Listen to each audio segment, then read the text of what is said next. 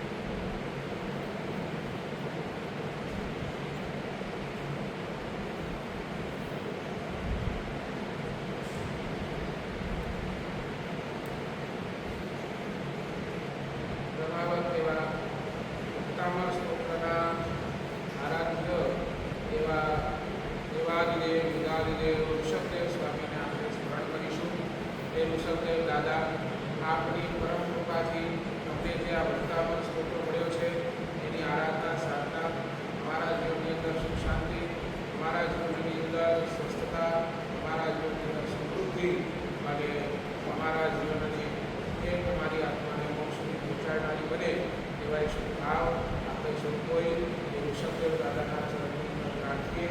દેવની યુગાદિદેવ આવેશ્વર ભગવાનનું સ્મરણ આપણે સૌ કરી સંકલ્પ કરીએ.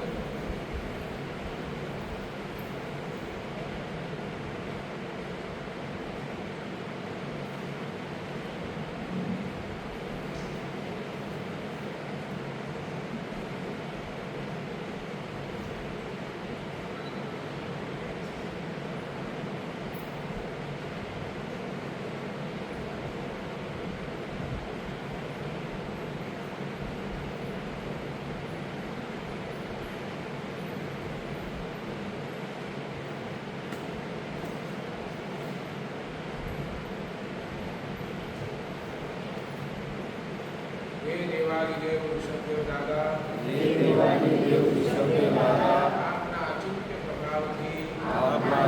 પ્રભાવથી હું પૂર્ણ સ્વસ્થ છું, પૂર્ણ સ્વસ્થ છું, પૂર્ણ સ્વસ્થ છું, પૂર્ણ સ્વસ્થ છું, પૂર્ણ સ્વસ્થ છું, પૂર્ણ સ્વસ્થ છું, પૂર્ણ શાંત છું, પૂર્ણ શાંત છું, પૂર્ણ શાંત છું, પૂર્ણ શાંત છું, પૂર્ણ શાંત છું, પૂર્ણ શાંત છું, પૂર્ણ સમૃદ્ધ છું, પૂર્ણ સમૃદ્ધ છું, પૂર્ણ સમૃદ્ધ છું, પૂર્ણ સમૃદ્ધ છું, પૂર્ણ સમૃદ્ધ છું, પૂર્ણ સમૃદ્ધ છું.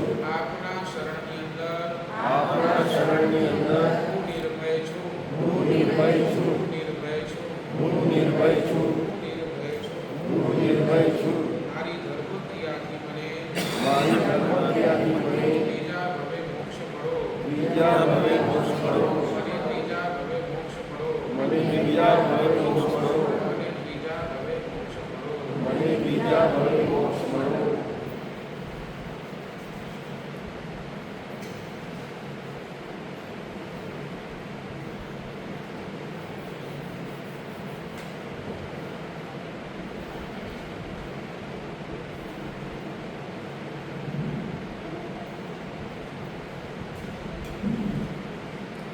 દસમી ગાથાનું ગાન આપણે સૌ સાથે કરીશું.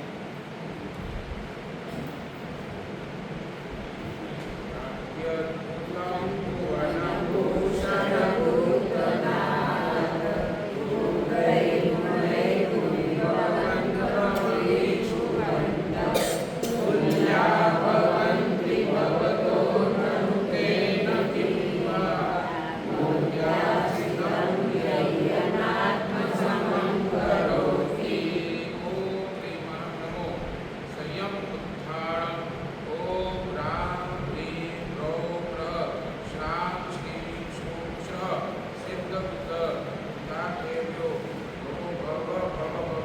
षट् सपूर्ण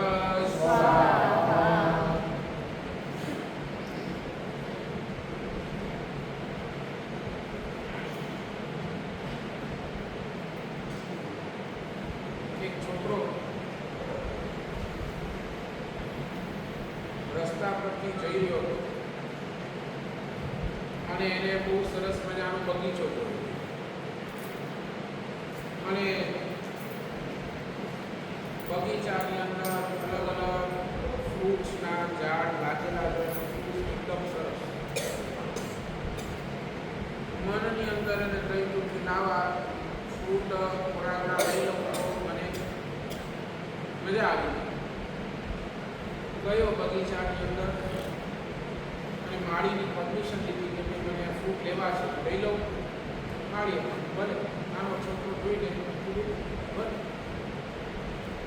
અને તે છોકરો ઝાડ ઉપર ચડ્યો છે પણ એ ઝાડ ઉપર ચડ્યો છે ને તો એને ટ્યુબલાઇટ થઈ કે અરે આ કેવી રીતે કેટલી વાર આ ઝાડ ચડવાના ને ઉતરવાના ઝાડ ચડવાના ને ઉતરવાના ઝાડ ચડવાના ને ઉતરવાના એટલે મનની અંદર થયું લાવો એક જ ઝાડ ઉપર બધા ફૂટ આવી જાય તો કેટલું સારું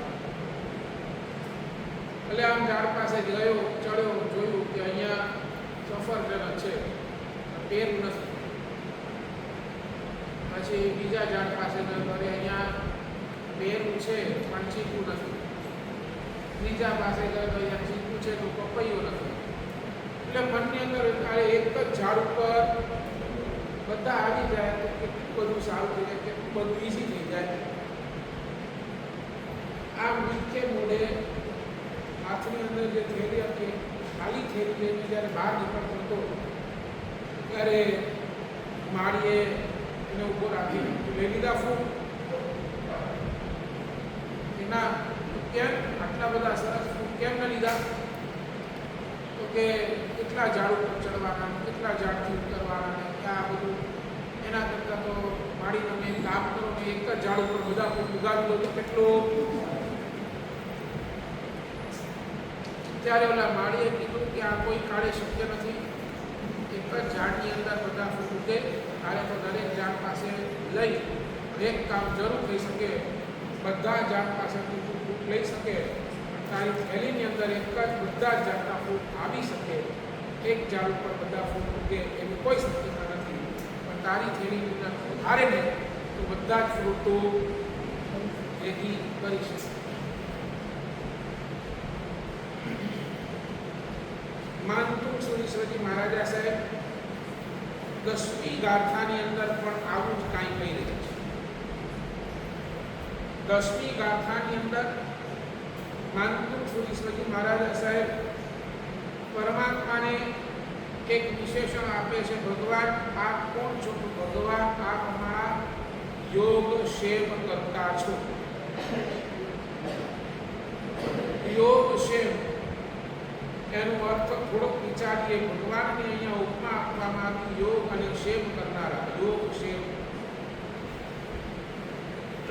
બે શબ્દ છે એક છે યોગ અને બીજું છે શિવ યોગનો અર્થ શું યોગનો અર્થ શાસ્ત્રકાર ભગવત એટલું કરે છે જે બધી જ રીતે બધું આપવામાં સમર્થ છે સક્ષમ છે એને યોગ કહેવાય બધી જ રીતે બધું જ આપવા તમે પરમાત્મા પાસે જાઓ અને તમને પરમાત્મા બધું જ આપી શકે એવી તાકાત રહેલી છે બરાબર ભગવાન જ્યારે દીક્ષા લે છે દીક્ષાની પૂર્વે 1 વર્ષ સુધી સાવત્સર દાન આપે છે રોજ 1 વર્ષ સુધી ભગવાન વર્ષે છે ભગવાનના દ્વારે જે આવે છે ને કાંઈક ને કાંઈક મળે છે પછી એ ધન હોય પછી એ કપડાં હોય પછી એ જે પણ XYZ બધું જ પરમાત્મા પાસેથી એ યાચકોને મળે છે અને મળે છે પરમાત્મા દીક્ષા લઈ લે દીક્ષા લીધા બાદ સાધના કરીને કેવલ જ્ઞાનની પ્રાપ્તિ કરે ત્યારે પણ સમવસરણની અંદર પરમાત્મા શું ખાલી આપવાનું જ કામ કરે છે બસ પોતાની દેશના દ્વારા અનેક જીવોને સમજાય છે એક બાજુ દ્રવ્ય છે બધું દ્રવ્ય આપવામાં પરમાત્મા સક્ષમ, અને બીજી બાજુ ગુણો છે, ભાવ છે, એ પણ આપવામાં સક્ષમ કોણ છે? તો પરમાત્મા છે. સમવસરણની અંદર ભગવાન શું કરે છે? તો તમારા ગુણોનું પ્રકટીકરણ, તમારા ગુણો, તમારી જે ખરી મિલકત છે એ પણ આપવામાં સક્ષમ કોણ છે? તો પરમાત્મા. એટલે પરમાત્માને પહેલું વિશેષણ અહીંયા યોગ કહ્યું. ભગવાન આ દરેક પ્રકારની યોગને આપનારા છે. આપણને આ મનુષ્ય ભવ મળ્યું તો આપણી કોઈ લાયકાત નથી, તો પરમાત્માની કૃપા હતી, કરુણા હતી, એટલે આ મનુષ્ય ભવ મળી છે. આપણને આ પ્રવચન શ્રવણે આપણી કોઈ લાયકાત નથી, આપણી કોઈ પાत्रતા નથી, પણ પરમાત્માની કરુણા છે કે આપણને આ અહીંયા બેસવા મળી ગયું. બરાબર ને? એટલે યોગ આપનારા, દરેક પ્રકારની યોગની આપનારા કોણ? તો પરમાત્મા. અને બીજી બાજુ શેમ એટલે શું? જગતની અંદર તમે જ્યાંથી આવું તમારું રક્ષણ કરનારા પણ કોણ? તો પરમાત્મા. બાહ્ય દ્રષ્ટિથી તો બાહ્ય દ્રષ્ટિથી પણ રક્ષણ કરનારા કોણ? તો ભગવાન. અને તમારા ગુણોનું રક્ષણ કરનારા પણ કોણ? તો પરમાત્મા. ભગવાન, આપ અમારા ગુણોનું રક્ષણ કરો છો, આપ અમારું રક્ષણ કરો છો. આ આખા સંસારની અંદર ત્રસ્ત તૃપ્ત જીવનું રક્ષણ કરનારા કોઈ જો હોય તો એક આપ પરમાત્મા આપ જ છો. એટલે અહીંયા માંતુક સુરીશ્વરી મહારાજાએ પરમાત્મા એમના માટે આ એક વિશેષણ વાપર્યો. આપ કોણ છો? તો અમારા યોગ શેમ કરનારા છે.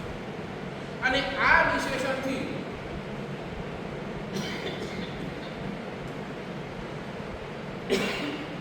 એ શું કહેવા માંગે છે?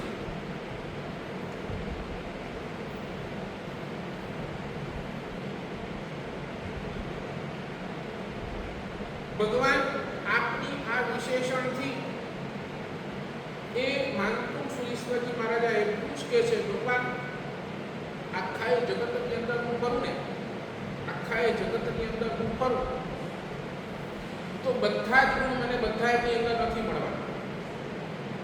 બરાબર ને? કાંતિભાઈમાં એક ગુણ હશે, ભરતભાઈમાં એક ગુણ હશે.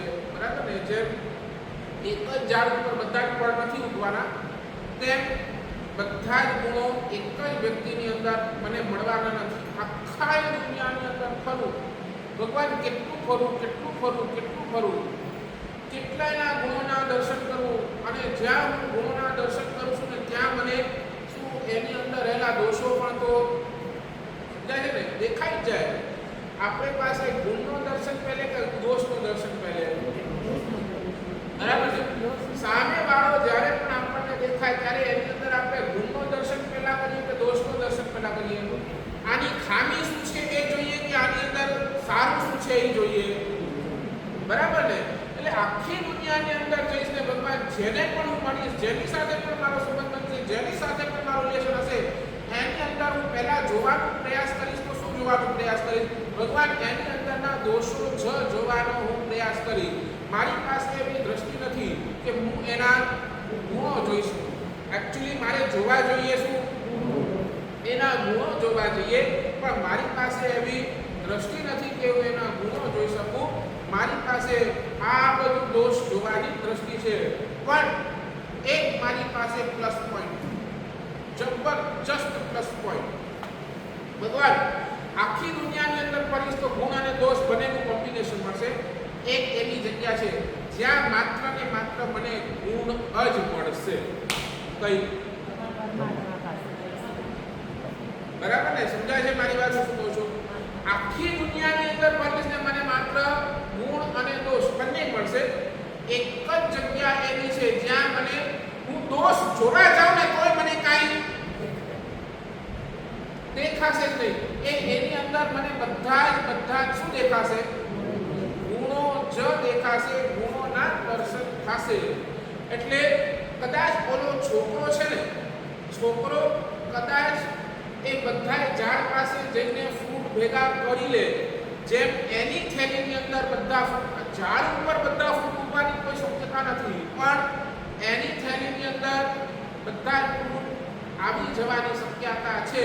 તેમ મારા માટે બધા જ ગુણો મેળવવાનું એક જ સ્થાન હોઈ શકે. કયું? તો ભગવાન હું શું કરું?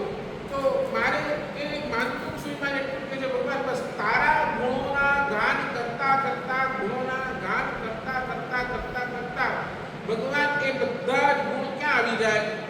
મારી અંદર આવી જાય. એમાં આશ્ચર્ય છે. સમજ્યા નહીં સમજ્યા?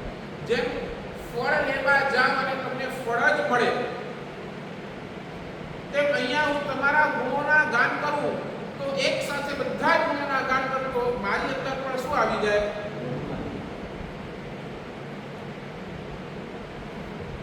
કોઈ સજ્જન પુરુષ હોય, સજ્જન શેઠીઓ હોય તો એ કેવો સજ્જન હોય? પોતાને ત્યાં કામ કરનારો માણસ છે ને એ એમ જ સમજે કે મારે ત્યાં કામ કરનારો માણસ પણ એને પણ હું કેમ મારા જેવો બનાવું, એની એ સજ્જનતા છે. બરાબર ને? મારા પાસે કામ કરનારને હું ખાલી મારી પાસે કામ કરે એવું ન રાખું, પણ એ મારા જેવો સક્ષમ બની અને મારા જેવો એ કમાતો થાય એ એની શું છે? ગુડવિલ છે. એ એની શેઠની એની સજ્જનતાની એ ગુડવિલ છે. બરાબર ને? તેમ સજ્જન શેઠી હોય તો એ કદાચ એના નોકરને એના જેવો બનાવે તો ભગવાન તો ત્રણ જગતનો શેઠીઓ છે. તું તો ત્રણ જગતના અંદર શિરોમણી છે. તો તારા ગુણ ગાવાથી હું ગુણવાન ન બનું, તારા ગુણ ગાવાથી હું મિત્રાદી ન બનું, એમાં તો કોઈ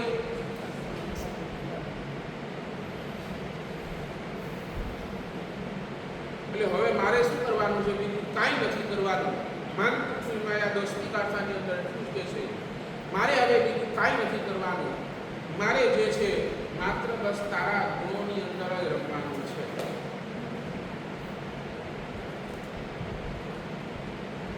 એક ચીજ સમજી લેજો, શાસ્ત્રકાર ભગવાન બહુ ચોખ્ખી શબ્દોની અંદર આપણને કહે છે. તમને એ પહેલા આપણને પ્રશ્ન કરે છે, તમને આ જીવનમાં શું પ્રાપ્ત કરવું છે એ બોલો.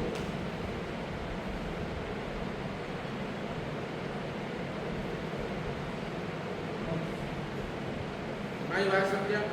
તમને આ જીવનને શું પ્રાપ્ત કરવું, જીવનની અંદર શું પ્રાપ્ત કરવું છે એ બોલો.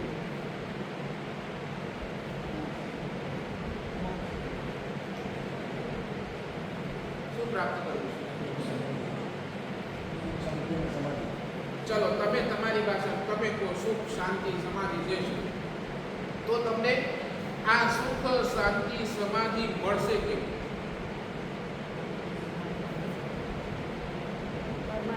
આ યુનિવર્સલ ટ્રુથ છે. આ જે હું કહું છું એ યુનિવર્સલ ટ્રુથ છે. તમને તમારા જીવનની અંદર જો સુખ શાંતિ બધું જોઈતું હોય, સમાધિ જોઈતી હોય, તો તમને એ મળશે ક્યાં? ભગવાનને પ્રેમ કરવા.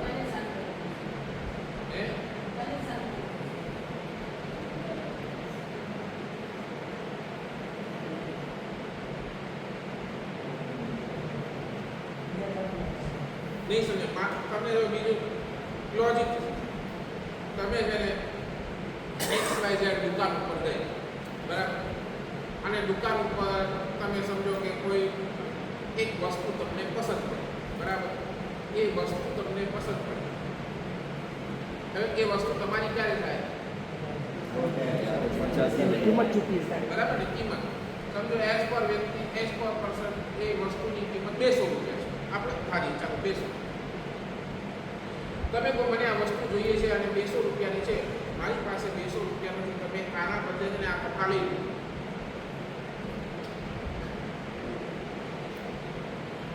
ચાલે? ચાલે? શું કે દુકાન પડે? બરાબર ને? બસ ભગવાન પણ આ જ કહે છે, સેમ ચીજ આ જ કહે છે. તમને તમારા જીવનની અંદર શું પ્રાપ્ત કરવું છે એ ક્યારે પ્રાપ્ત થાય? તમે તમારા જીવનની અંદર શું આપો છો એનાથી તમને એ ચીજ પ્રાપ્ત થાય. તમે અહીંયાથી પૈસા આપશો તો તમને ઓલી વસ્તુ મળશે. એ પૈસા નહીં આપો એની બદલે બીજું કંઈ આપો તો તમને વસ્તુ મળવાની પણ નથી. આપણે શું કરી રહ્યા છે? આપણને જોઈએ છે સુખ શાંતિ સમાધિ વર્ષમાં જે આપણે આપી શું રહ્યા છે નહીં સમજ્યા, હજી પણ નહીં સમજ્યા.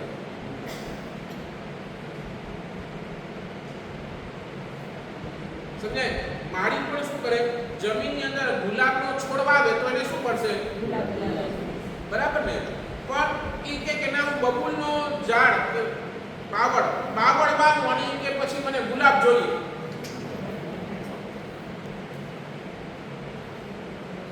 સમજ્યા કે નહીં સમજ્યા મારી વાત? આ યુનિવર્સલ ટ્રુથ છે. તમે જે આપશો એ જ તમને મળશે. એટલે ભગવાન એમ કહે છે શું મેળવવું છે એના ઉપર બહુ ધ્યાન નથી ના. શું મેળવવું છે એના ઉપર તમે બહુ ધ્યાન નહીં આપશો ને તો એક વાત ચાલશે, પણ તમે શું આપો છો એની અંદર તમે સાવધ રહો, એની અંદર તમે જાગૃતિ લાવો. આ પરમાત્મા કહે છે. અને આ સંદર્ભની અંદર તમને છે ને 4 વસ્તુ મારે આજે કહેવાનું, 4 વસ્તુ. અને એને છે ને આપણે દૂધના દ્રષ્ટાંતથી સમજીશું. કેના દ્રષ્ટાંતથી? ચારેમાં દૂધ છે જ, બરાબર. નંબર 1,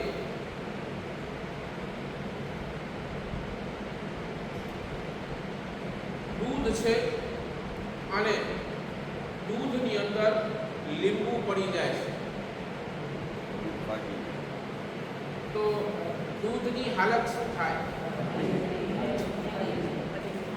દૂધ તરત ને તરત ફાટી જાય. પનીર તો તમે બનાવ્યું છે, બાકી નહીં તો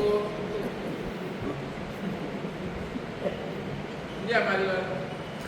દૂધ શું થાય? પહેલો જ પ્રોસેસ, તમે જ્યારે દૂધની અંદર લીંબુ નાખો એટલે દૂધ શું થઈ જાય?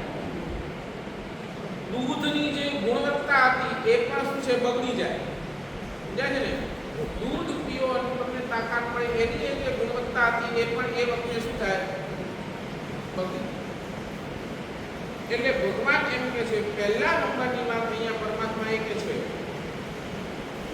માનવ જીવનની અંદર તમને જો ગુણ મેળવવા હોય, તમને જો ગુણની પ્રાપ્તિ કરવી હોય તો આ ગુણ છે ને એ દૂધ સમાન છે. દૂધ તમને એકદમ ચોખ્ખું જોઈતી હોય તો ભગવાન કે છે એની અંદર લીંબુ નાખવાનો બંધ કરો. એટલે સૌથી પહેલા માનવ જીવનની અંદર જેટલા પણ તમારી સામે પ્રલોભનો આવે છે ને એ બધું જ દૂધની અંદર લીંબુના સ્થાને છે. પ્રલોભન સમજ? પ્રલોભન એટલે બરાબર સાચું બોલો. તમને પ્રલોભન છે નો, તમને કોઈ ગાળ આપેલી કે તમારા ગુણગાન ગાઈ, બરાબર ને? તમને પ્રશંસાના શબ્દો સાંભળવા પડે અને તમે શું થઈ ગયા? તમને આમ સરસ મજાનું ભોજન મળી ગયું, તમે શું થઈ ગયા? રાજી થઈ ગયા. તમને આમ કોઈ એમ નરમ મુલાયમ એવો સ્પર્શ મળી ગયો ને, તમે શું થઈ ગયા? બોલો,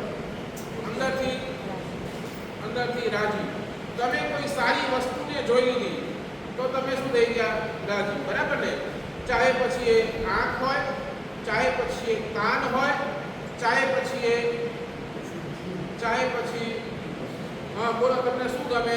સુગંધ કે દુર્ગંધ? બરાબર ને?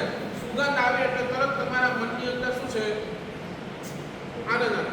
તો શાસ્ત્રકાર ભગવાન તો એમ કહે છે કે આ 5 ઇન્દ્રિયોની સામે વારંવાર આવા બધા જ પ્રલોભનો આપવાના અને આવવાના.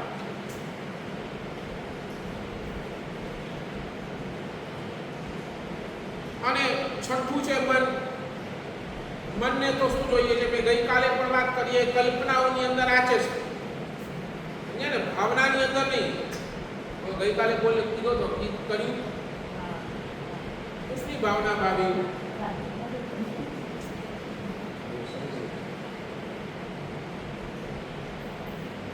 મન તો છે ને 24 કલાક કલ્પનાઓની અંદર આ છે, મને આ જોઈએ, મને આવું જોઈએ, મને એવું જોઈએ, મને આ જોઈએ. 24 કલાક એના મનની અંદર કલ્પનાઓ ચાલતી હોય અને આ એના માટે પ્રલોભન છે. અથવા તો એ કોઈ પોતાની ભૂતકાળની સ્મૃતિની અંદર ખોવાયેલો હોય. ભૂતકાળની સ્મૃતિ સમજો ને, એટલે શું? ભૂતકાળની અંદર હું અહીંયા ગયો હતો, ત્યાં કેટલી મજા આવી હતી, ફલાણું પિક્ચર જોયો હતો, આ કેટલું સરસ હતું, બરાબર ને? હજી પણ તમે કોને કાંતિભાઈ પહેલા જે જમાને લોકો ગીતવાને હવે જમાને મેં શું આ શું છે તમારી ભૂતકાળની બધી સ્મૃતિઓ. તમે એની અંદર મન છે ને કાં તો ભવિષ્યની કલ્પનાઓની અંદર અને કાં તો ભૂતકાળના સ્મૃતિની અંદર તમારી સાથે જે સારું થયું ને એની અંદર તમારો મન ખોવાયેલો રહે, બરાબર?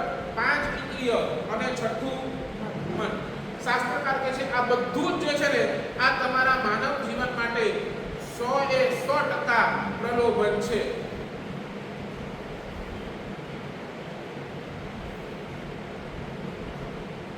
અને આ પ્રલોભનો લઈ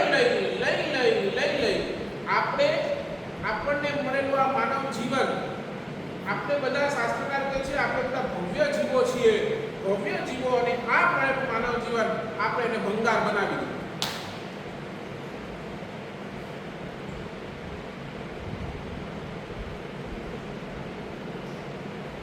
શાસ્ત્રની અંદર ઉદાહરણ આવે છે કંડરીક મુનિ. પુંડરીક અને કંડરીક બે સગા ભાઈ છે. પુંડરીક નાનો ને કંડરીક મોટો. મનની અંદર ભાવ થયો, કંડરીકને મનની અંદર ભાવ થયો. બંને ભાઈઓ ગુરુ ભગવતની દેશના સાંભળી અને મનની અંદર ભાવ થયો, દીક્ષા લીધી. કંડરીકે કીધું હું દીક્ષા લઉં છું, તું રાજપાટ સંભાળ. નાનાને કીધું તું શું કર? રાજપાટ સંભાળ. પુંડરીકને મનની અંદર ભાવ હતી મારે પણ તો દીક્ષા લેવી છે, પણ હું વયો જઈશ તો આ રાજપાટ કોણ જોશે, આ મારી પ્રજાનો કોણ યોગ છે. એટલે પુંડરીકે બહુ ઉદારતાથી પોતાના ભાઈને શું આપ્યું? રજા આપી, ભાઈ લાય તું દીક્ષા. અને કંડરીકે દીક્ષા. અને આ કંડરીક મુનિ કેટલાય વર્ષો વીત્યા અને આ વળી પાછા એક વખત પોતાના નગરની અંદર વિહાર કરતા પોતાના નગરની અંદર આવે. હવે ભાઈ છે તો ભાઈ મહારાજને વંદન કરવા માટે આવે છે. અને વંદન કરવા માટે આવે છે ને તો જોવે છે કે આ કંડરીક મુનિવર મારા ભાઈ મહારાજ છે ને બહુ અસ્વસ્થ લાગે છે. કદાચ ગોળી નહીં મળી હોય, કોઈ દવા એટલે કોઈ મેડિસિન નહીં મળી હોય, કોઈ રોગ હશે, એના કારણે કદાચ એમના શરીરની અંદર અશક્તિ આવી ગઈ છે. અને કંડરીક મુનિવરને વિનંતી કરે છે ભાઈ કે ભાઈ તમારી શક્તિ તમારા શરીરની અંદર લાગે છે, કોઈ રોગ છે, એક કામ કરો, તમે થોડી ચિકિત્સા કરાવી લો, થોડી ટ્રીટમેન્ટ કરાવી લો, થોડાક સારા થઈ અને જેથી તમારી સંયમ જીવનની આરાધના મસ્તીથી તમે કરી શકો. હું છે તે સારામાં સારા વૈદ્યને બોલાવી દઉં છું, તમે એને બતાવી. અને ઠીક છે, કંડરીક મુનિએ કીધું. એમને પણ આમ લાગતું હતું કે મારું શરીર અસ્વસ્થ છે, થાક ને એવું લાગે છે. એટલે વૈદ્ય નાડી જોઈને કીધું કે ભાઈ આ પ્રમાણેની દવા હું લખી આપું છું, પણ આ પ્રમાણેની દવા લેવા માટે છે ને એમને ખોરાક પણ વ્યવસ્થિત લેવો પડશે.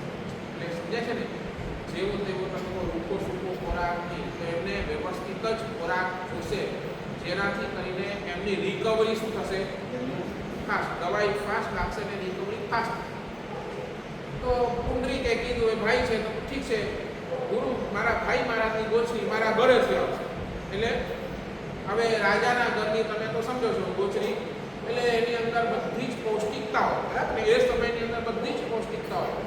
ઘરની અંદર ગોચરી જાય તો કદાચ એની અંદર એમને આવું બધું મળી શકે, બરાબર ને? લોકો સૂકું મળે, બરાબર. પણ રાજાના ઘરની અંદર બધી ગોચરી આવે તો બધું પૌષ્ટિક આવે. રોજ ભાઈના ત્યાંથી ગોચરી આવવા લાગે. મુનિ ભગવત જાય અથવા તો ભાઈ અહીંયા અને ગોચરી આવવા લાગી અને એ ગોચરીનું પાન કરતા. હવે એમાં થયું શું ખબર છે? હવે શરીર તો છે ને વળી પાછો રિકવર થઈ ગયું, દવાઈની અસર ચાલુ થઈ ગઈ, શરીર રિકવર થઈ ગયું, પણ થયું એવું કે હવે છે ને આ પ્રલોભ, હવે સારી ગોચરી ખાવાનો આ જીભને ચસ્કો પડી ગયો. જીભને શું પડી ગયો?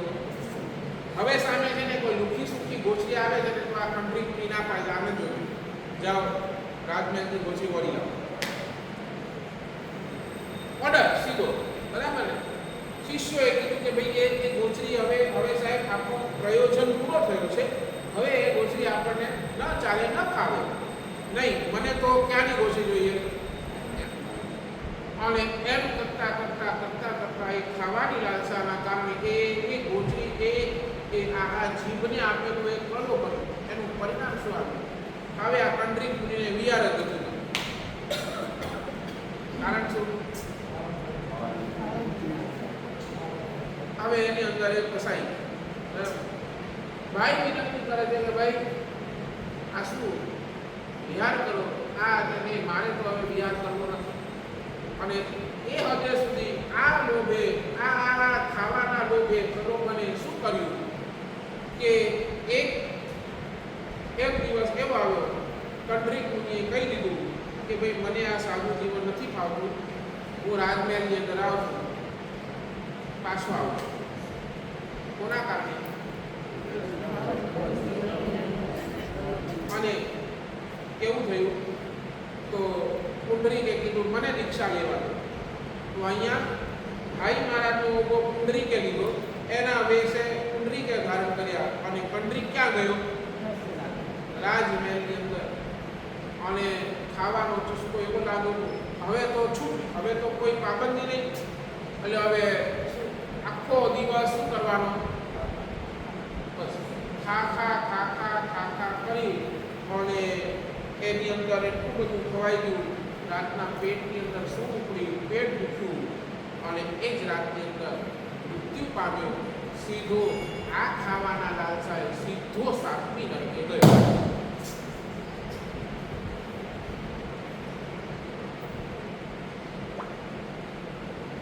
શું બોલો? તમને તમારું જીવન ઉત્તમ કરવું છે તો તમે તમારા જીવનને શું આપો છો એ મહત્વપૂર્ણ છે. બોલો, આપણે આપણા જીવનને શું આપવું છે? 24 કલાક આ ઇન્દ્રિયોની ઘેલછા, 24 કલાક આ મનની રમત, અને આ આપણે આપીએ છીએ માત્ર ને માત્ર પ્રલોભનો એટલા બધા, અને આપણે બધા જ પ્રલોભનોની અંદર સક્રિય છે. પાણી છે ને ભલે ગંગાનું પવિત્ર પાણી છે, પણ એ પાણીને જો નીચે ઉતરવા નથી દેવું તો એને ઢાળથી બચાવતા રહો. સમજે છે ને? પાણી તો કેવું છે, ઢાળ આવ્યું એટલે નીચે આવવાનો, પછી ગંગાનો હોય કે પછી ગટરનો, એને ઢાળ મળ્યું એટલે એ તો નીચે ઉતરવાનું. બસ તમારા જીવનની અંદર, તમારા પવિત્ર જીવનને જો તમને ગંદુ નથી કરવું તો ભગવાન એટલું જ કે છે, આ પ્રલોભનોના ઢાળથી તમે તમારા જીવનને બચાવો. ડગલે ને પગલે તમને હર ક્ષણ, હર ઠેકાણે આ પ્રલોભન આવશે અને આવશે.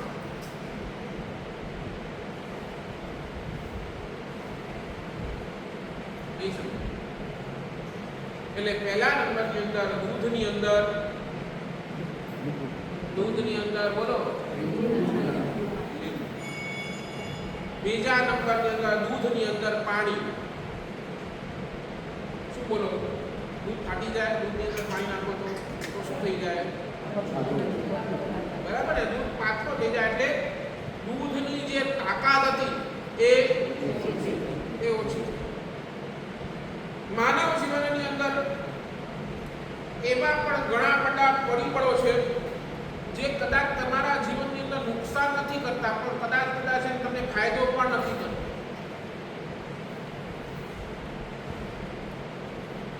આપણા જીવનની સ્થિતિ શું છે ખબર છે? ગમે ત્યારે ખાઓ, ગમે ત્યારે સૂઈ જાઓ, ગમે ત્યારે તમારા મનની અંદર હવે આપણા ટીવી જોવું છે તો તમે સમજ્યા છે, ગમે ત્યારે ચાર જણા ભેગા થયા, હવે કાંઈ ચર્ચાનો વિષય કાંઈ છે નહીં એટલે શું કરો? બોલો, ચર્ચાનો વિષય ન હોય ને તો તમે ક્યાંને ક્યાંથી ચર્ચા કાઢી લાવો. એટલે આખા ગામની પંચાયતી સાચું બોલો, કદાચ તમે ફાયદો કાંઈ નથી પણ નુકસાન તો 100% છે. કદાચ તમે સૂઈ જાઓ તો ફાયદો એ નહીં અને પરમાત્મા મહાવીરને ગૌતમ સ્વામીએ પૂછ્યું. ગૌતમ સ્વામીએ પ્રશ્ન કર્યો, ભગવતી સૂત્રની અંદર આ પ્રશ્ન છે કે ભગવાન, માણસ સૂતો સારો કે જાગતો સારો? માણસ સૂતો સારો કે જાગતો સારો? શું કહેશો કાંતિભાઈ? સૂતો સારો ને? જાગીને એ નકામું પાપ કરશે, બધા જ પાપ કરશે, એના કરતા તો એ સૂતો રહ્યો એ. અને જે જાગીને માત્ર ધર્મની આરાધના કરતો હોય તો એ જાગતો સારો. આપણને કયું લાગે?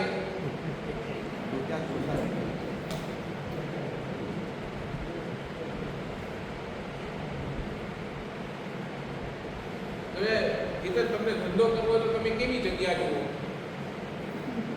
ને? તમારી ભાષાની અંદર એટલે મોકાની જગ્યા જુઓ ને. તમને ખબર છે મારે ધંધો કરવો છે તો આ ધંધા માટે, મારા માટે, આ ધંધા માટે મોકાની જગ્યા ક્યાં, જ્યાં મને શું ગ્રાહક મળે, બરાબર ને? તમે મોકાની જગ્યા જુઓ, બરાબર? પહેલા એ મોકાની જગ્યા ઉપર તમે વળી પાછો એનાલિસિસ કરો. હું જે માલ વેચવા માંગુ છું ને, હું જે માલ, એ હવે અહીંયા અવેલેબલ કેટલા પાસે છે?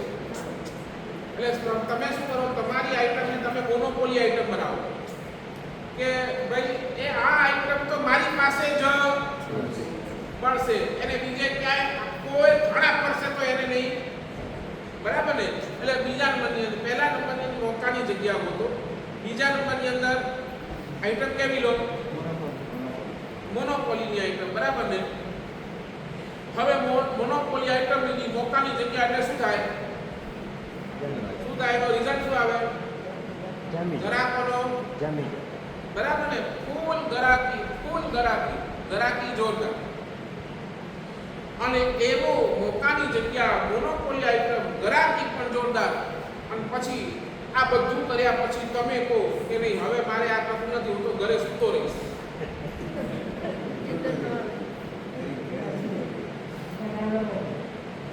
કાંતિભાઈ એવાને શું કહેશો? ગીતાને આવાને શું કહેશો? બોલો ને, શું કહેશો? આ તમારા મોઢાથી બોલાવું છે. અરે શું કહેશો આવાને? મૂર્ખો જ માણસ કહેવાય ને ભાઈ. મોકાની જગ્યા, મોનોપોલી આઈટમ, ગરાકી પણ ફૂલ ગરાકી છે, પણ છતાંય ઘરે ભગવાન પણ આ જ કહે છે. મોકાની જગ્યા એટલે આ માનવ ભોગ. મોકાની જગ્યા એટલે માનવ ભવ, બરાબર ને? તિર્યંશ, નરક અને દેવને ભગવાને ચોખ્ખી ના પાડી. ભગવાને એ કોઈ પણ ભવના ગુણગાન ગાયા નહીં, ભગવાને કોઈ પણ ભવની પ્રશંસા કરી નહીં. એક માનવ ભવ છોડીને બીજા કોઈ ભવની પ્રશંસા ભગવાને કરી નથી. મોકાની જગ્યાએ બોલો માનવ. મોનોપોલી આઈટમ એટલે એક જ. આખી દુનિયા છે ને બધા જ પાપ કરી શકે, બધા જ પાપ, પણ જે ટોપ ક્લાસનો ધર્મની આરાધના કરી શકે ને એ મોનોપોલી આઈટમ માત્ર આપણી પાસે છે. સમજાય છે? આખી દુનિયાની અંદર તમે જોઈ લો, બધા જ પાપ બધા જ કરી શકશે, પણ ધર્મની આરાધનાની અંદર પણ શ્રેષ્ઠમાં શ્રેષ્ઠ ધર્મ આરાધના કોઈ છે ને આપણી પાસે, જે ધર્મ ભગવાને બતાવ્યું ને, એ ક્ષમા, ઉદારતા, નમ્રતા, વિનય, વિવેક, આ બધા જ ગુણો એના આની આરાધના માટે જે ધર્મ ભગવાને બતાવ્યું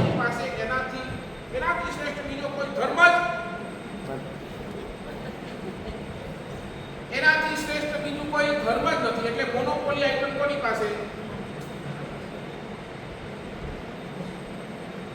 બરાબર, મોનોપોલી જગ્યાઓ, આ મોનોપોલી મોકાની જગ્યા હોય, મોનોપોલી આઇટમ હોય. બોલો, ગરાકી પણ જો બોલો, રોજ સવારના તમને અહીંયા 7:30 વાગ્યામાં પ્રવચન સાંભળવા મળે છે. બરાબર બરાબર, યસ ઓર નો? બરાબર ને? તમારી પાસે ગરાકી પણ જોરદાર નહીં સમજ.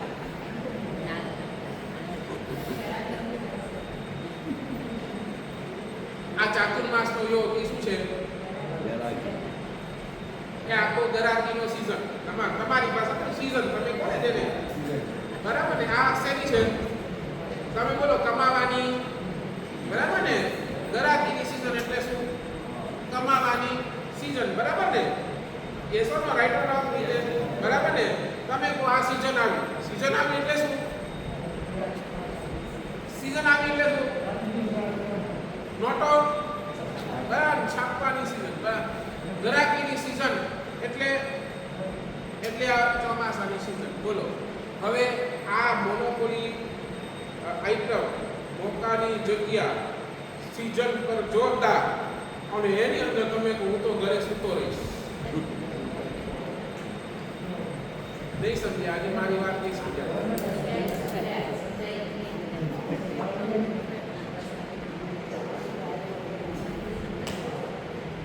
શું કાંતિભાઈ?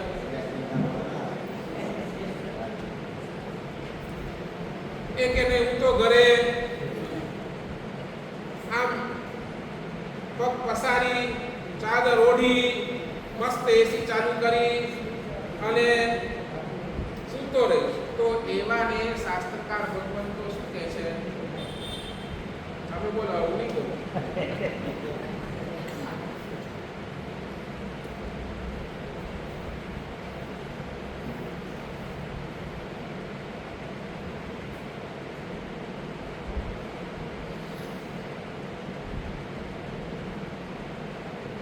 એક સમય છે, હવે ખાલી એટલું વિચારો, શાસ્ત્રકાર કહે છે એક સમયનો લાભ કેટલો? એક સમયનો લાભ શાસ્ત્રકાર ભગવંત કહે છે એક સમયનો, એક સમય એની અંદર એ ઉત્કૃષ્ટ ભાવથી કરેલો એક સમય, એનો ફળ શાસ્ત્રકાર ભગવંત બતાવે છે 925, 925, 925. એટલે હવે આંકડો લખો 925, 925, 925 કેટલું થયું? મને એટલું ભણ્યો નથી.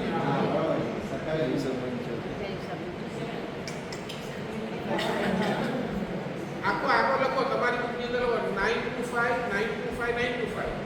એટલે કેટલા 9 આંકડા થયા ને? એટલે 9 આંકડાની શું કહેવાય? હા, એટલે આખો 9 ડિજિટનો એક નંબર. એટલે કેટલું થયું હરકભાઈ? લખ્યું તો કેટલું થયું બોલો ને? કેટલા કરોડ? હા, ટોટલ નહીં, કરોડ કેટલા થયા? 92 કરોડ. બરાબર ને? 92 કરોડ. બોલો બોલો.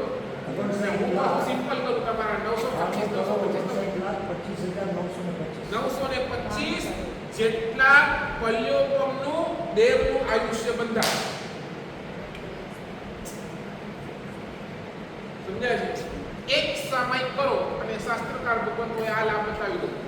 925 પલ્યોપમ જેટલા દેવનું આયુષ્ય કોનાથી બંધાય? અને એની સામે વિતર 1 કલાકથી બીજું.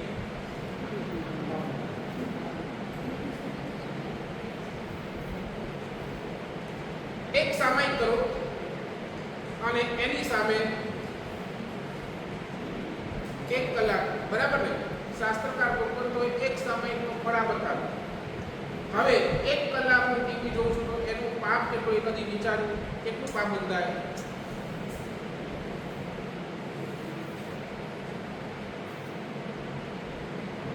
બોલો કાંતિભાઈ, કેટલું પાપ બંધાય?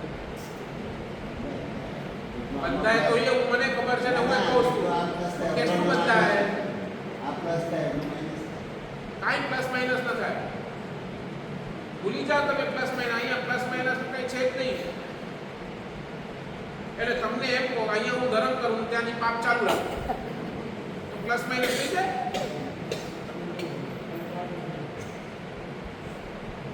નહીં સમજ્યા? તમે કહો કે હું અહીંયાથી ધર્મ કરું અને ધર્મ કરીને પછી પાપ કરું તો એનાથી પ્લસ માઇનસ થઈ જાય.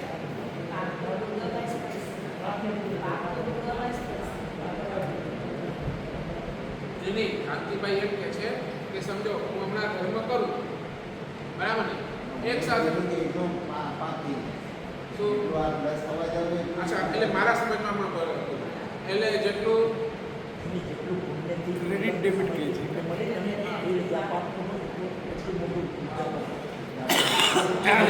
સેમ એટલું જ મળે, જેટલું પુણ્ય એને એટલું એટલું તમે જરા મને આંકડો તો આપો ને, જે મેં અહીંયા આંકડો આપ્યો ને, મેં પલ્યોકો માટે તમને હમણાં ખબર નથી.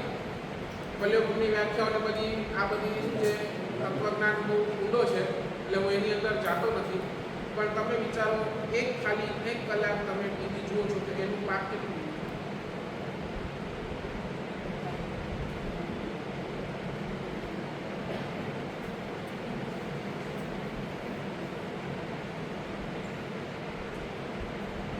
એક કલાક ખાલી ટીવી જુઓ છો.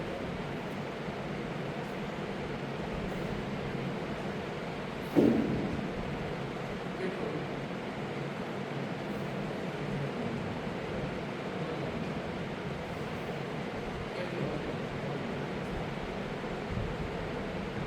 એક કલાક ખાલી ટીવી જોવાનું. કઈ આઈડિયા આપો.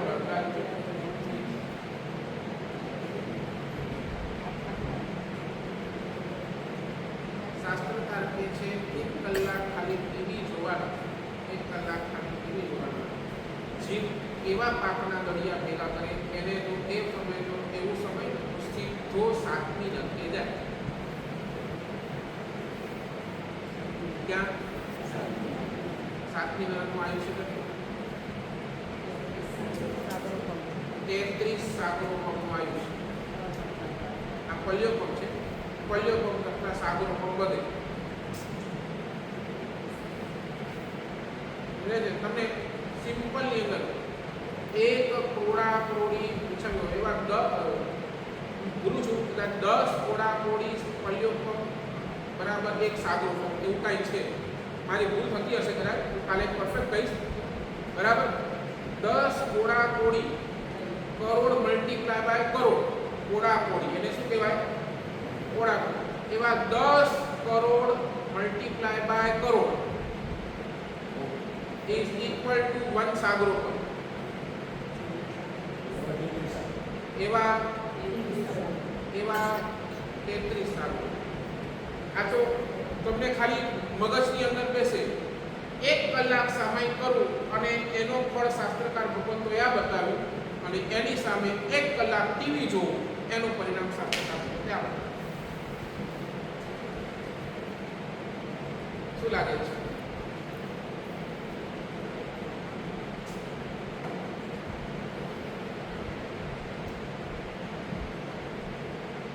શું લાગે? કારણ તમને ચોખ્ખું કરું હજી પણ એક સામાયિક કરવાની અંદર કદાચ તમારો ઇન્ટરેસ્ટ નથી, બહુ ભાવ નથી, તમે તેને બહુ ભાવથી એ સામાયિક કરતા પણ નથી. એટલે શું થાય? ઠીક છે, જગન્યથી ભગવાને કીધું કે આટલું એ તો એક સામાયિક શું કરે છે? એક સામાયિક મોક્ષ સુધી પણ પાડી શકવાની તાકાત એક સામાયિકની અંદર છે. બરાબર ને? મોક્ષનો પણ આપી શકવાની તાકાત એ સામાયિકની અંદર છે. પણ તમારો સામાયિક વિધાઉટ ઇન્ટરેસ્ટ છે. તમને એની અંદર ઘડિયાળ જો કેર 48 મિનિટ પૂરા થઈએ, કેર 48 મિનિટ પૂરા થઈએ, કેર પારિયા. એટલે આ શું થઈ ગયું? વિધાઉટ ભાવ. બરાબર ને? તમે ધારો તમારે ત્યાં ભાવ નથી, વિધાઉટ ઇન્ટરેસ્ટ તમે આ આરાધના કરો છો. એટલે તોય તમારા આરાધનાને કરવાની સામે શાસ્ત્રકાર ભગવંતોએ આટલો લાભ તમને આપ્યો. પણ જ્યારે તમે પાપ કરો છો ને ત્યારે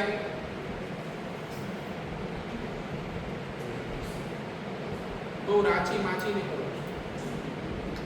તમારો પૂરો જ ઇન્ટરેસ્ટ શેમાં હોય છે? પાપની. તમારી પાસે પ્રશંસા પણ શેની હોય છે? એ પાપની હોય છે. અને એના કારણે શાસ્ત્રકાર ભગવદ ગીતા સીધું સાચવી નાખે.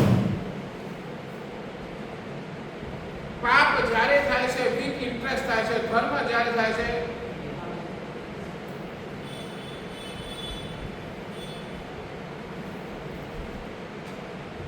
એટલે તો શાસ્ત્રકાર ભગવાને એમ કીધું ને કે ભાઈ તમે આટલું પાપ કરો છો એના કરતા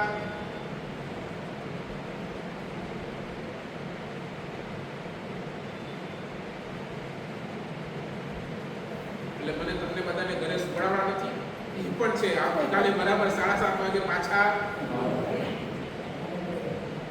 નહીં તો તમે કહેશો કે મારા સાહેબ જઈને એમ કરતા વ્યાખ્યાન બનાવેલો ને સત્તા પીવા તો ખાસ એવું નહીં કરતા ભાઈ.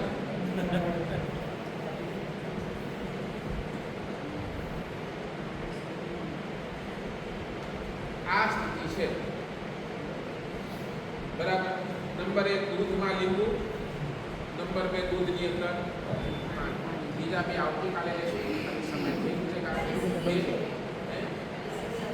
હા એ હવે સોમવારે જે છે બરાબર.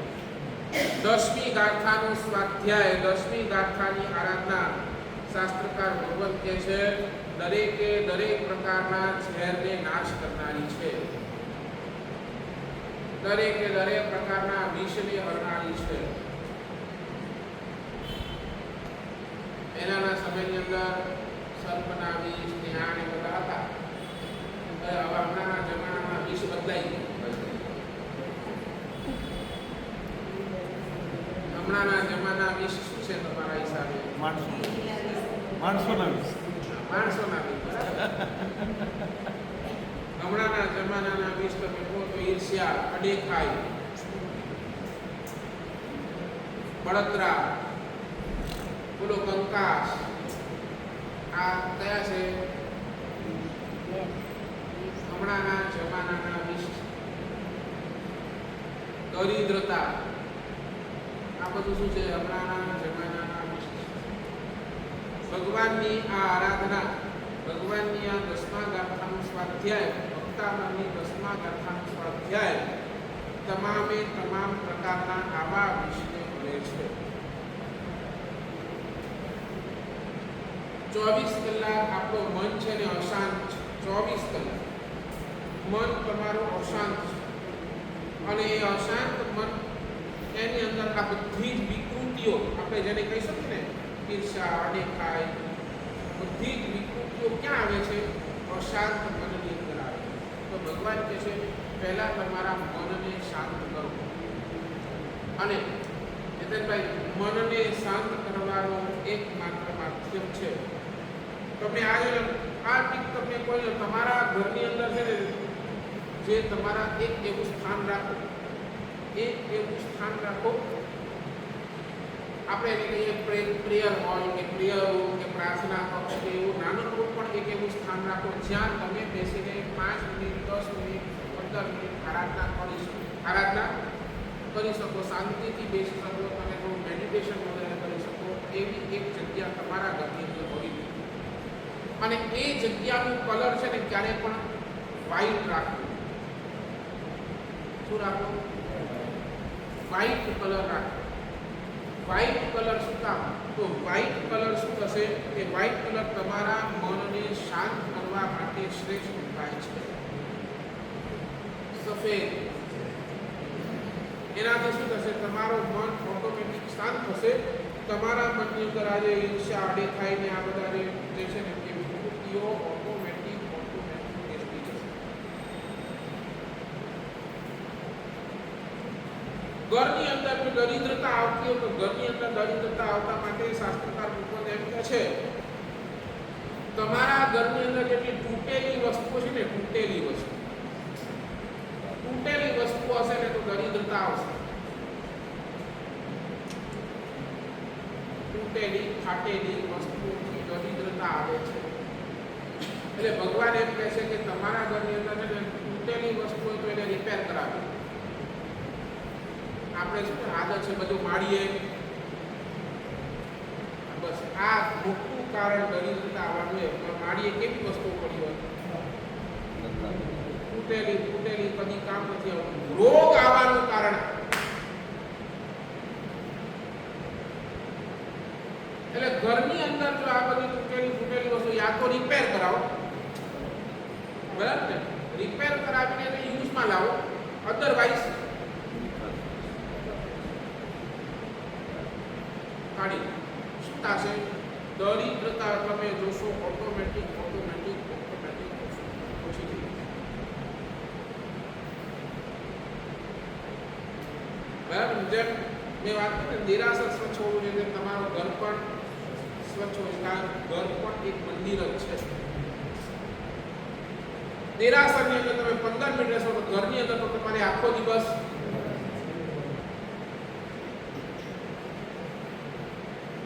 તો આ કરો. બીજી એક વાત બહુ જબરદસ્ત વાત કહીશ. ઓફિસની અંદર તમે જાઓ છો, ઓફિસની અંદર ઘણી વખત કેવું છે, શેઠ અને નોકરનું બનતું ન હોય, સ્ટાફની અંદર ઝઘડા ચાલતા હોય, શેઠ નોકરનું પણ ક્યાંય બનતું ન હોય, ઝઘડા ચાલતા હોય. એનું કારણ એક છે, તમારા ઓફિસની અંદર, તમારા દુકાનની અંદર જો તમારું મંદિર ખુલ્લું છે ને તો એ પણ એક કારણ છે. વાસ્તુશાસ્ત્ર એમ કે છે ઓફિસ દુકાનનું મંદિર છે ને, જો આ મંદિર કોનું આરાધનાનું સ્થાન છે? પોતાનું. બરાબર, દુનિયાને શું કામ દેખાડવાનું? સમજાય છે? પોતાની આરાધનાનું સ્થાન છે. તમે આરાધના કરો, ઓફિસે જાઓ, દીવોબત્તી કરો, પછી શું કરો?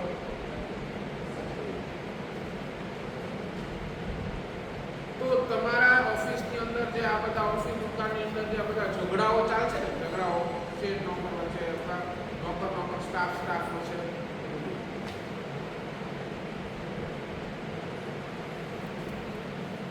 એટલે દરિદ્ર યોગ ને આ બધા યોગનો નાશ કરવો હતો. અને વારંવાર જ્યારે પણ આવતા ને ત્યારે 10મી ગાંઠાનું દાન વધારે કરે. 10મી ગાંઠાનો મંત્ર, એનો વૃદ્ધિ મંત્ર, એની આરાધના તમે જેટલી કરશો, જેટલી વધારે કરશો, એટલું તમને આનો લાભ 100% મળશે. એ આજના દિવસની ડૉક્ટર શુભકામના. દિનાના આવતીકાલના કાર્યક્રમની અંદર એક ફેરફાર છે. આવતીકાલે આપણી શિબિર નથી, બચ્ચાઓની આવતીકાલે શિબિર નથી, કારણ કે આવતીકાલે તમારા જે આરએસપીના જે ટીચરો છે એમની સાથે વાત થઈ. એક તો આવતીકાલે ત્યાં ચંદ્રપ્રભુ જિનાલયની અંદર સવારે 9 થી 10નું વ્યાખ્યાન છે, અને 10 વાગે પછી એક અલૌકિક અનોખી નવી જ એક આખી ગેમ ત્યાં રમાડવાના છે, ટ્રેઝર હન્ટ કરી, જેની અંદર તમને આખા ખાણાની અંદર પુરાવવામાં આવશે. તો એ ગેમ આખી રમાડવાની, એમાં છે ને આપણા શિબિરના ઘણા બચ્ચાઓ પણ એની અંદર ભાગ લીધા છે. એટલે ઓટોમેટિક પછી શું થાય? ઓછા. અને બીજું, તમારી પસલીઓ અડધી તો તમારી એને, એટલે કાલે જે રજીસ્ટ્રેશન હતા એને 10-12 છોકરાઓ હતા. એટલે પછી આવતીકાલની એની અંદરની જે આપણી શિબિર છે એ ચેન્જ કરી એને 15 તારીખે કરી નાખી. 15 ઓગસ્ટ એમે લગભગ રજાનો દિવસ છે, એટલે 15 ઓગસ્ટની અંદર એ શિબિર, એટલે આપણી જે અષ્ટપ્રકારી પૂજાની શિબિર છે એ ક્યારે થશે? 15 ઓગસ્ટ. આવતીકાલે સવારના બરાબર 9 થી 10 ત્યાં પ્રવચન છે. બહુ ખાસ કરીને યુવાનો બધા માટેનો પ્રવચન છે, સાંભળવા જેવું પ્રવચન આવતીકાલનું. અને એની પછી એક ટ્રેઝર હન્ટ કરીને આખી ગેમ છે, જેની અંદર તમને થાણાના અલગ દેરાસરો, અલગ સ્પોટ ઉપર ત્યાં પહોંચવાનું, અને પહોંચીને વળી પાછું ચંદ્રપ્રભુજીના આવવાનું, એની આખી સમજણ આવતીકાલે આપવામાં આવશે. કોઈ ચાર્જ નથી, કાંઈ નથી. જેમને પણ રજીસ્ટ્રેશન કરાવવું હોય તો તમે હજી પણ મોટાઓ એ ગેમની અંદર આવી શકો છો, રમી શકો છો, અને કાંઈક એક અનોખી ચીજ આપણે કરી શકીએ છીએ. બરાબર ને? તમારી પાસે જો સ્કૂટર હોય, તમારી પાસે જો 4-વ્હીલર હોય તો તમે રાજા, તમે બધે ઠેકાણે પહોંચી શકો છો. બધા માટે સરસ મજાના ઇનામો વગેરે રાખવામાં આવ્યા છે. એટલે આ એક પ્રયાસ છે કે આપણે બધા એક થઈને આપણે કેવી રીતે કામ કરી શકીએ, એના માટે છે. એટલે નાના મોટા બધાઓ પણ એની અંદર બધા લોકો એની અંદર પાર્ટિસિપેટ કરી શકે છે. બસ તમે ખાલી રજિસ્ટ્રેશન કરાવો, લગભગ 3-4 નંબર અથવા રિનવને કોઈને પણ પાસે તમારા નામ લખાવી દો, તમે એની અંદર જોડાઈ જાઓ. તમારી સાથે એક 8 જણની 10 જણની જે પણ જેવી રીતે રજિસ્ટ્રેશન આવશે એવી એક ટીમ બનાવવામાં આવશે. તમને દરેક વખતે એક ક્લુ આપવામાં આવશે. એ ક્લુ પર જશો ત્યાંથી તમને બીજો ક્લુ, એટલે તમને હવે ક્યાં જવાનું છે અને ત્યાં જઈને આખો આમ ફરી વળી પાછા ચંદ્રગુપ્ત કિનારે આવવાનું છે. એ રીતે લગભગ 1.5-2 કલાકની આખી તમને શું છે આખા એ થાણા દર્શન આવતીકાલે થોડા કરાવીશું. એ રીતે એ ગેમ છે. પણ પહેલાં 9 થી 10 તો પ્રવચન છે અને છે, એટલે બધા જ પ્રવચનની અંદર ત્યાં પધારજો અને ત્યારબાદ આપણે આ ગેમ છે. અને આવતીકાલે અહીંયા શિબિર એ માંગલિક રહેશે. એ રીતે સૌ કોઈ એની અંદર નહીં વ્યાખ્યાન પણ કરશું, શિબિર પણ કરશું, એ બે કરશું. શિબિરનો સમય તો એમ 9:30 વાગેનો છે અને આપણે 7:30 થી 8:30 છે, એટલે ક્યાંય ફરક નથી. બીજી ક્યાં જાહેરાત છે?